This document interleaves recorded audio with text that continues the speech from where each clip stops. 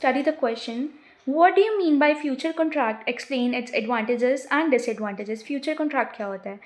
It is an agreement between two parties to buy or sell an asset at a future date at a predetermined price. कि हम कोई asset future में ख़रीदेंगे, इस दिन पे ख़रीदेंगे और वो प्राइस पहले ही डिसाइड हो जाता है. इसके एडवांटेजेस क्या होते हैं? सबसे पहले इसका एडवांटेज होता है ट्रांसपेरेंसी. जो फ्यूचर कॉन्ट्रैक्ट होता है वो बहुत ज़्यादा ट्रांसपेरेंट होता है, क्योंकि ये स्टैंडर्डाइज कॉन्ट्रैक्ट होता है, नेशनल स्टॉक एक्सचेंज में रजिस्टर्ड होता है, इसलिए ये जो कॉन्ट्रैक्ट है ट्रांसपेरेंट होता है. देन जो इसके अंदर हेजिंग होती है वो बहुत ज़्यादा होती है. हेजिंग होता है अपने रिस्क को रिड्यूस करना. फ्यूचर कॉन्ट्रैक्ट में रिस्क रिड्यूस हो जाते हैं, क्योंकि हमने अगर डिसाइड कर लिया, एग्जांपल हम ले लेते हैं, हमने कहा कि हम जो है चीज़ ख़रीदेंगे 85 रुपये $1 पे, और मान लो कि इन फ्यूचर जाकर डॉलर का जो रेट है 90 रुपये पर डॉलर हो जाता है, पर हमने तो 85 पे कर लिया वो उसको फिक्स, इसलिए तो हमें जो है हेजिंग की फैसिलिटी मिलती है, हमारा जो है रिस्क रिड्यूस हो जाता है और हम उस चीज़ को उतने ही रेट पे ख़रीद सकते हैं.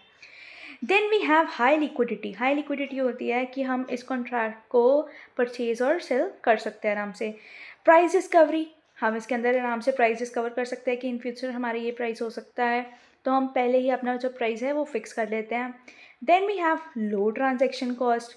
हमें ज़्यादा ट्रांजेक्शन कॉस्ट नहीं रखनी पड़ती.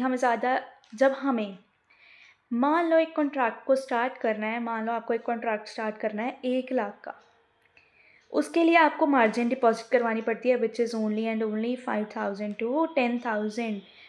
इतने पे आपका जो 1 लाख का कॉन्ट्रैक्ट है वो शुरू हो जाता है. Then we got the leverage benefit. Leverage benefit क्या होता है? सेम, कि हम जो है कॉन्ट्रैक्ट को बहुत ही कम प्राइस पे स्टार्ट कर सकते हैं, हमें सारी अमाउंट उस टाइम पे पेमेंट करने की नीड नहीं होती. Then we also have some disadvantages. Disadvantages क्या होते हैं? There is a high risk due to leverage. Then it is market volatility. उसके बाद आता है possibility of speculation loss. Then we have margin requirement, कि हमें कोई भी कॉन्ट्रैक्ट शुरू करना है तो उसके लिए हमें मार्जिन रखना ही पड़ेगा. It is not suitable for small investors. Small investors के लिए सूटेबल इसलिए नहीं होता क्योंकि उनके पास इतने पैसे नहीं होते इन्वेस्ट करने के लिए, और जो स्मॉल इन्वेस्टर्स होते हैं उनके पास इतना टाइम पे नहीं होता है, बहुत ज़्यादा टाइम कंज्यूमिंग होता है एंड इसके लिए हाईली एक्सपर्टाइज रिक्वायर्ड होती है. Then there is a pressure to daily settle the profits and losses. तो आज की वीडियो में we have started what is future contract, what are their advantages and what are their disadvantages.